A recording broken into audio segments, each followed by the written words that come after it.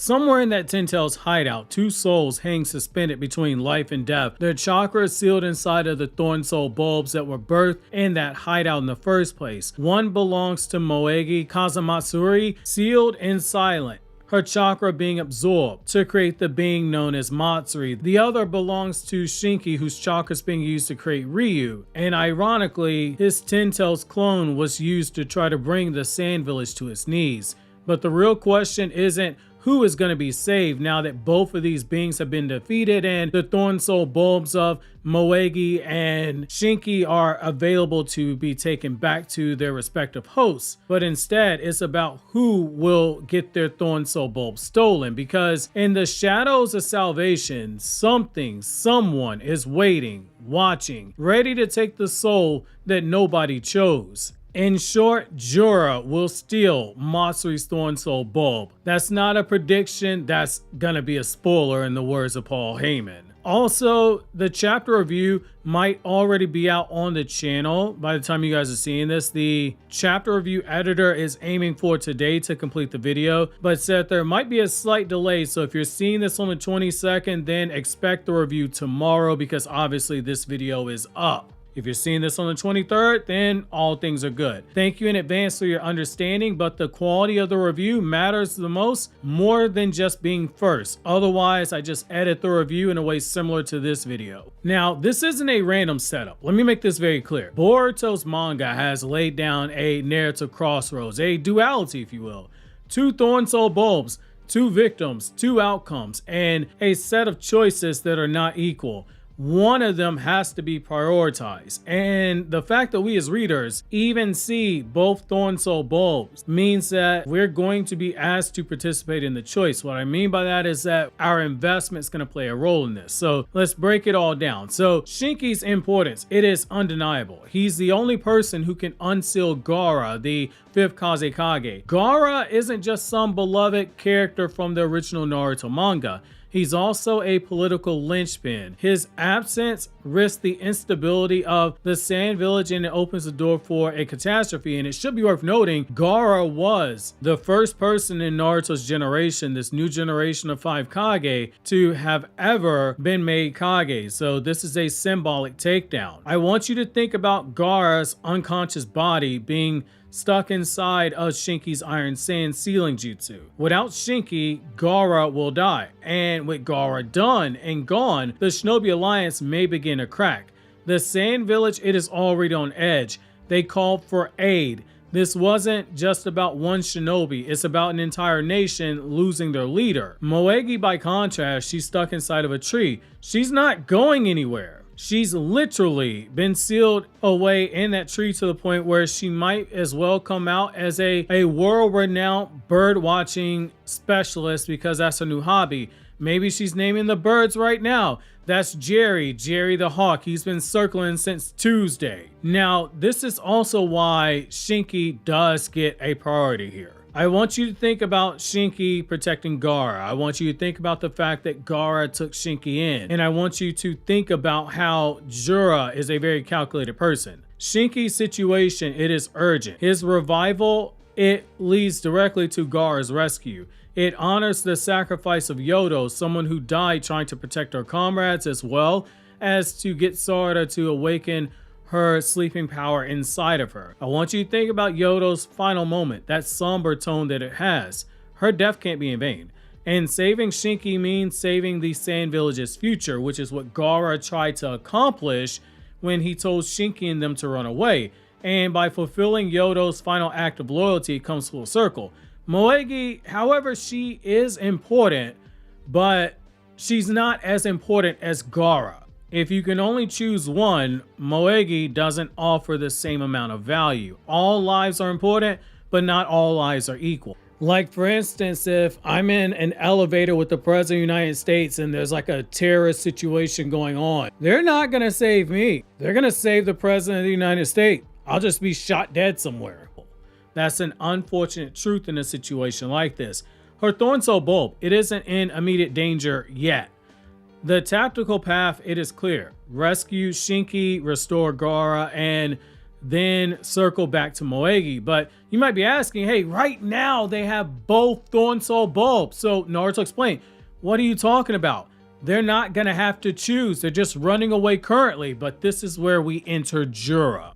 I want you to picture something. Jura standing silently, gazing at the Thorn Soul bulbs from the shadows, preparing to use that Bijuudama sniper bullet because he just whooped Boruto's ass from Monday to Sunday, and they made a whole new holiday to celebrate Boruto getting beat down. Jura isn't just a monster. He's not like Code. He doesn't shout. He studies. He learns. And lately, he's been watching humans make impossible choices. He is fascinated by emotion, by clan bonds, by sacrifice, by love. And what better way to learn that than to force humans into the most painful scenario of them all, making the wrong choice, or the choice that feels wrong to them. With Ryu now defeated and Matsuri now defeated, Jura has a moment. If he beats down Boruto the way that things are looking, he's not leaving out of there without at least one Thorn Soul bulb. We've seen before, he's not above trying to reason with shinobi, especially konoha shinobi. The idea that he says that you can take one but not both, I think there is something to that. And I think that for a political reason, Konoha might end up giving away Matsuri's Thorn Soul bulb to Jura for that reason, even though it would be a emotional gut wrench. But it's important to remember, the Sand Village asked them specifically for their help. This is an international crisis.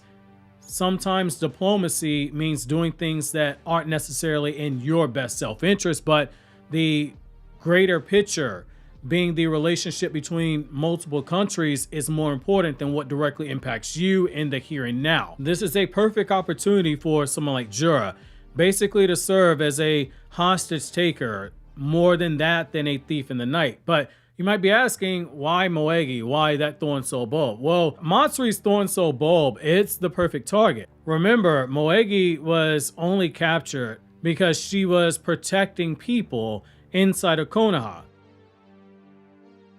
When Matsuri was reborn out of Moegi's chakra and she was told to name who her target was going to be, we all know that she picked Konohamaru. However, what you might forget is that she almost picked Team 10, the students of Moegi. She specifically said she can feel their hatred and that they intrigued her. That moment was filled with tension and also foreshadowing.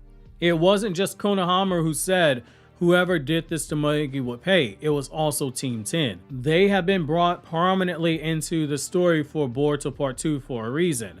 This sets up a perfect emotional narrative. Her students, Shikadai, Chocho, and Inojin, they're already connected to her suffering. By having Jura take her Thorn Soul bulb, the series gives them a personal stake in that next battle. This isn't just about a student saving a teacher. It's almost about revenge, redemption. Moegi gave everything in order to protect her village. And now her students who are carrying her will of fire have to give everything in order to get her back. Plus, from a narrative balance standpoint, Boruto, Kawaki, and Sarada, they're basically on edge, about to confront global threats. But that next tier of young ninja, Team 10, they need a purpose. They're not strong enough as they are now to just walk up to Matsuri and hit her over the head and take everything. But this now gives them true skin in the game in order to try to level up. Which, as a battle shonen, you're going to have some off-screen moment and they're going to jump up a few tiers. It's going to happen, in this case, several tiers. This is going to give them a purpose. This is going to make it personal. This is where you potentially see Shikadai show off that he is a genius just like Boruto. Shikadai literally has two parents who are two of the biggest geniuses in the history of Naruto. The idea that Shikadai comes up with some kind of plan that levels the playing field is not that crazy, especially now that they're getting all this intel on Jura in real time. Now, this hits even harder when you dive deeper into the Shinto and Buddhism themes. So, in Buddhism, attachment leads to suffering. The act of choosing who to save is a karmic test. To desire Moegi's rescue over the utilitarian need to save Shinki, it creates imbalance, and that imbalance would have consequences. Moegi as a female shinobi tied up in a tree. It echoes divine archetypes. In Shinto, female spirits like Konoha Sakuya Hime, they are tied to nature, fertility, and preservation. They're often sacrificed for greater cycles to continue. That might be what's going on here. She might be sacrificed in order to have something bigger play out with Gaara. Even if it's just saving him, it's a bigger payoff than just saving Moegi. In choosing to save Shinki, the narrative would reflect an ancient mythic tension between action and emotion, duty and desire, and that sacrifice the woman left behind is not because she's unimportant, but because her suffering, it becomes a catalyst. Jura's theft, or rather his forced hostage taking of her Thorn Soul Bulb, it becomes a symbolic desecration. He isn't just stealing chakra, he's violating the karmic order itself. He inserts himself where no soul should be. He becomes anti-nature, ironic given he is a Ten Tails incarnated, the Ten Tails being nature itself. He is a monster out of sync with all spiritual law. This would lead us to a potential dark turn. Picture it for a second. The team is breathing easy. Shinki is back. Gaara is unsealed. They have a sense of relief. And then suddenly they realize what they had to give up in order to save him. This is the horror. This is the dread. Because right now, Moegi, she isn't just being punted down the road. She's captured in mind, body, and spirit. And she's being forced via Matsuri to harm people that she truly cares about. This in turn elevates Team 10. They're no longer just background characters or mere support characters. They play a larger role now, just as the original Team 10 in Naruto's manga. Forget everything you saw in the anime, just in Naruto's manga. Team 10 had the best development in terms of long-running arcs after Team 7. There's a reason why Team 10 was so closely associated with Himawari. There's a reason why Jura wants Himawari. All roads could lead to this. 2 souls, 1 saved, 1 held hostage. That sets the stage for an even greater payoff than just a rescue, because when the enemy steals something that you hold precious to you, you don't forgive, you fight.